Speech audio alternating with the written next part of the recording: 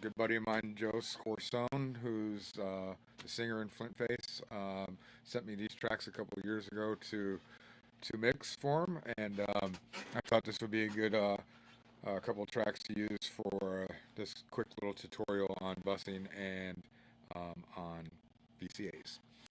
Basically, what are buses? Why would I use a bus? How do I set up a bus? What is a VCA?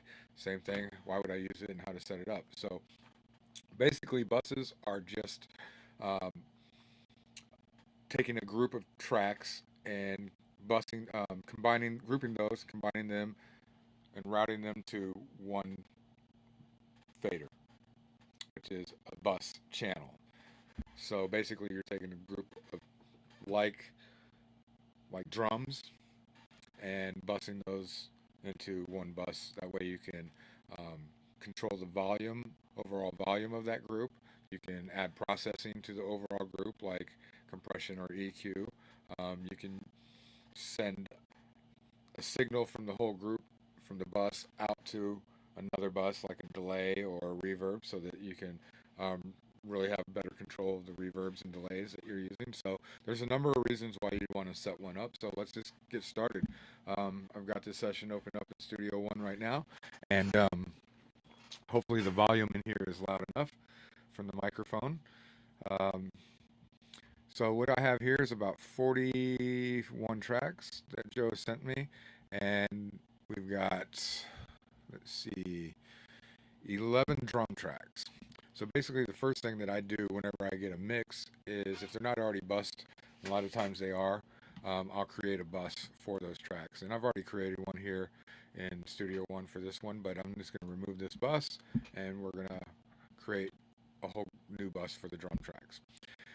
There's a couple ways you can do this in Studio One. You can just right-click on the track next to where you want the bus to show up, and you can add a bus channel. It adds a bus channel, and then what you do is you physically come in here and you route each track to that bus channel that you want it to be a part of. There's also a quicker way of doing this, so let me just remove that bus real quick. All right. The quick way to do it is just to select all the tracks that you plan on using to group, and I do that by highlighting one track, and then I hit Shift and highlight the last track, and it highlights the whole group that I want. Then I'll right click, and you'll see right above Add Bus Channel, Add Effects Channel, Add VCA Channel, you'll see Add VCA Channel for selected channels, Add Bus for selected channels.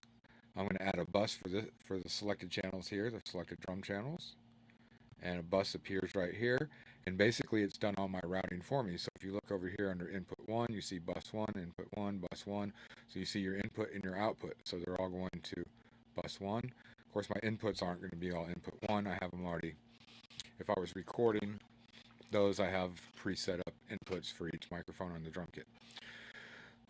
Then you can come over here and name that bus. I'm going to name it drum bus so I know what it is. And now we can solo that drum bus, and when I hit play, we should be hearing all the drum tracks. When I hit play. There we go.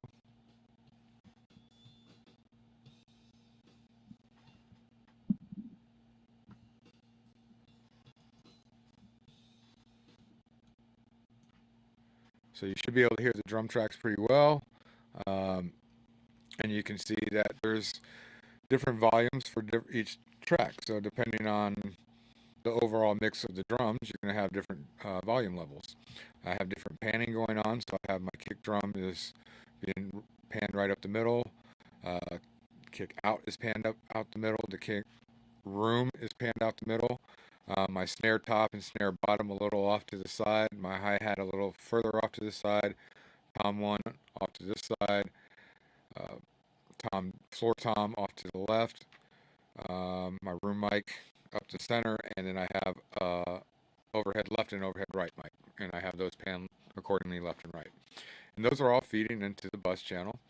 and now I'm able to control the volume of the overall drums with the bus and that fader, which is really very helpful whenever I want to, lower or raise the volume of those tracks as a group.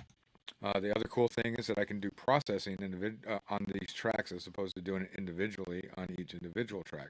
Not to say that there isn't going to be some processing going on, like maybe a compressor or EQ, something like that is going to be on the track, but on each individual track. But generally, that's very light on individual tracks. And what I like to do is take the whole group and bus them over to one bus and then do my processing on that bus. So I may add a compressor to this bus. I may add an EQ to this bus. I may add another compressor. So you can do a lot of things when you're using the bus channel. And it's going to save you a lot of processing power on your computer as well. So you're not eating up as much processing power, and you can save that for when you really need to utilize that power. So I highly recommend using buses, grouping channels that are like-minded frequencies. I like to group all my drum tracks together, guitar tracks together, vocal tracks together, background vocals to their own bus, lead vocals to their own bus, things like that, so that I'm controlling those groups individually, and it helps me really place them into the mix a lot better. The other cool thing with the bus channel is that I can use this as a send also, so I can take that whole signal that's coming through here of the whole drum group and send that out to like a reverb. So I might send this out to a reverb channel, bus channel that I've already preset up that's got a short reverb on it for my drums. If I scroll over all the way to the end here, you'll see that I've got some preset up channels here for my buses, for my effects. I have reverb channel set up for short reverb, medium reverb, long reverb. I've got a vocal delay channel bus set up, and then I'll have my effects on these channels. I'll send the group to that effect, and then accordingly affect the effect with my fader here. So it will blend the dry signal with the wet reverb signal and find that perfect balance that I'm looking for. If I were to put the reverb directly on the track, I'm going to be backing off the actual effect itself in the effects mix settings. So I really want my effects to be at 100%. And if I put a reverb, say I put a reverb on a snare track up here, let's just use a Valhalla room reverb, let that pop up real quick, and you'll see that there's a mix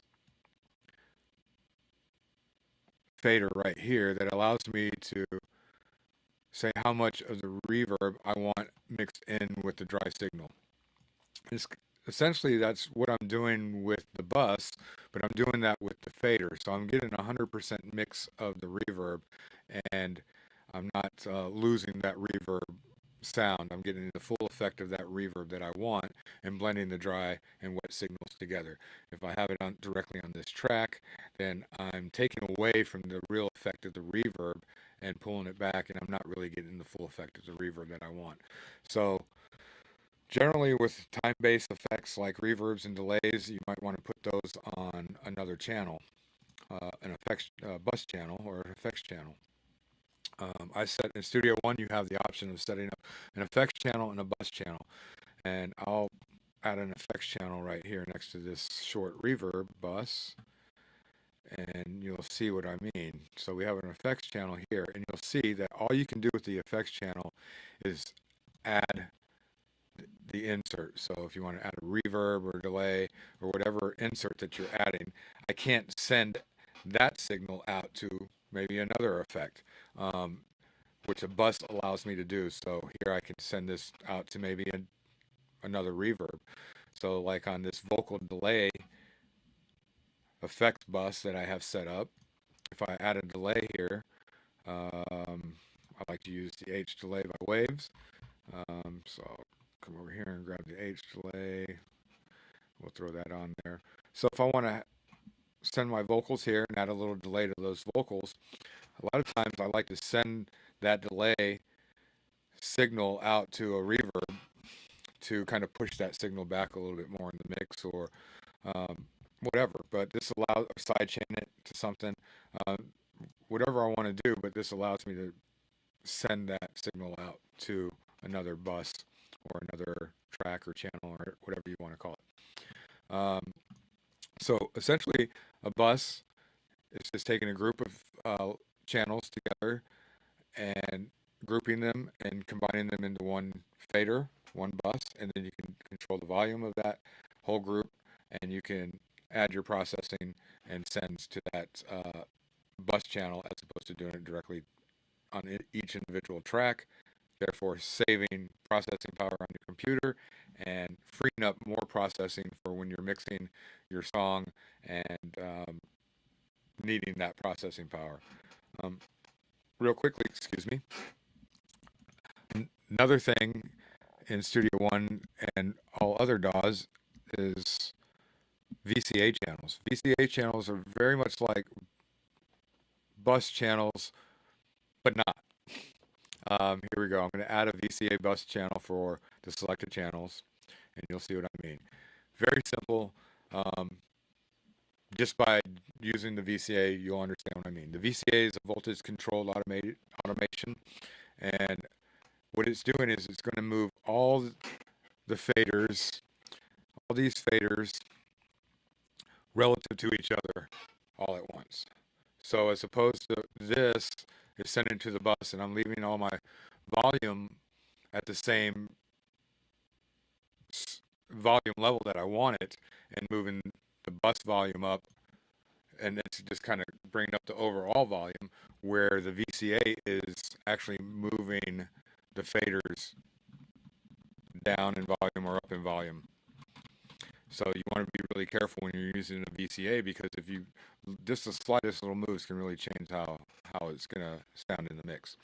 So you want to just be very careful. If you want to use a VCA and you really want to take the overall group and boost it up by a dB or half a dB or 2 dB or down, however you want to do it, this is a great way of doing it. So you're not individually going through here and kind of going down, just a little bit, one, this one down one, and trying to keep it all relative to the way it was. So real quick and easy way to use buses and VCAs in Studio One. I've been trying to get this audio and video out to you for the past couple of days, and I've been having some trouble with OBS, but I'm figuring it out. And I think I've got the audio figured out now so that you guys can actually hear what I'm saying as opposed to seeing a video with no audio, which is kind of sad coming from a recording studio, but we figured it out. Now it looks like the only problem that we got to get through is me talking in the microphone a little bit better. So I imagine the audio is going to be a little weak on my end, but at least we have something to attach it to, and I think I can work with that. So I appreciate everybody tuning in and listening. If anybody's watching, if you're not, I understand this is a new channel.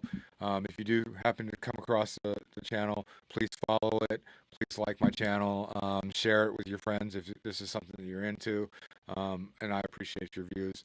We'll be back on again here in the next couple of days doing some more tutorial videos.